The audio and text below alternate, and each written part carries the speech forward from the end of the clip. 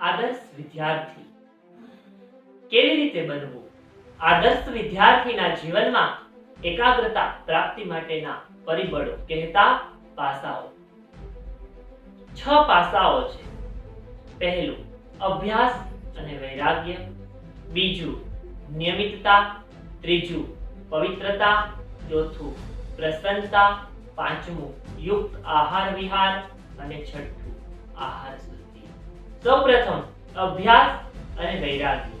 સામાન્ય ભાષામાં કહીએ તો વિદ્યાર્થી પાસ થવા માટે જે પણ કાર્ય કરે છે અને વાંચન કરે છે તેને અભ્યાસ કહેવામાં આવે છે. અને વૈરાગ્ય કહેતા આજકાલના લોકો વૈરાગ્યની વાત આવે એટલે એવું માને છે કે સંસાર છોડી દેવો એટલે વૈરાગ્ય નહીં, પરંતુ વૈરાગ્ય એટલે રાગથી દૂર થવું, તે એટલે કે આસક્તિ. કોઈ પણ વ્યક્તિ કોઈ પદાર્થની અંદર આસક્ત છે, એ આસક્તિમાંથી એને કેમ દૂર થવું એટલે વૈરાગ્ય.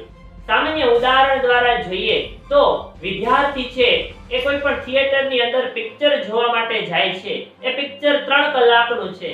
એ 3 કલાકના પિક્ચરની અંદર વિદ્યાર્થી પોતે એ પિક્ચર પૂરું થઈ અને થિયેટરની બહાર નીકળે છે એટલે 3 દિવસ લગી એ પિક્ચરના જ વિચારોનું એને મનન અને શ્રવણ થતું હોય છે. પરંતુ એ પિક્ચર પતી ગયું, એ પિક્ચર જોવાઈ ગયું અને ત્યારબાદ હવે ત્યાંથી બહાર નીકળી હવે એને જે કામ કરવાનું છે તેના ઉપર જો એ ફોકસ કરે તો એને કંઈ પણ તકલીફ ન પડે. કહેતા એ વિદ્યાર્થી એની અંદર આસક્ત થઈ ગયેલો છે. જો એટલો જ વિદ્યાર્થી ભણવાની અંદર આસક્ત થાય તો એને કેટલો બધો બેનિફિટ મળે. ત્યારબાદ નિયમિતતા. વિદ્યાર્થી જીવનની અંદર વિદ્યાર્થીએ કોઈ પણ કાર્ય કરવું હશે તો એની અંદર સતત એને નિયમિત રહેવું પડશે. એ વસ્તુનું નિયમિત પુનરાવર્તન કરવું પડશે અને જો એ નિયમિત હશે તો એ જીવનમાં ક્યાંય પાછળ નહીં પડે. ત્યારબાદ પવિત્રતા એટલે જો એક મન આપણું પવિત્ર હશે તો આપણે પોતે પવિત્ર બની શકશું. જીવનમાં મન દ્વારા જે વિચારો આવે છે એ વિચારો જો આપણે સારા નહીં કરીએ અને પવિત્ર નહીં હોય તો એ આપણા વિદ્યાર્થી જીવનની અંદર ખૂબ જ ગેરલાભ છે. એટલે આપણે એક પવિત્રતારૂપ જીવન જીવવું જરૂરી છે અને પવિત્ર વિચારો વાળું પણ જીવન જીવવું જરૂરી છે. ત્યારબાદ પ્રસન્નતા.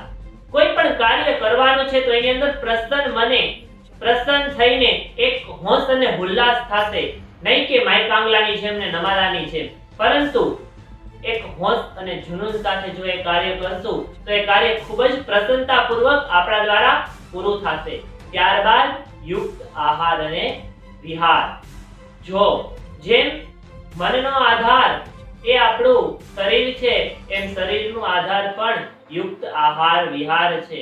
એ જ રીતે જો તમે કોઈ પણ જગ્યાએ જાતા હોય, આહાર વિહાર કરતા હોય, કોઈ પણ ભોજન કે પણ કાંઈ લેતા હોય, પરંતુ જે જગ્યાએ જાતા હોય, નિંદ્રા હોય કે પછી કોઈ પણ વિચારો હોય, એ જો આપણામાં આહાર વિહાર જો ખોટા પ્રકારના આવી જાય તો આપણને ખૂબ જ તકલીફ પડે.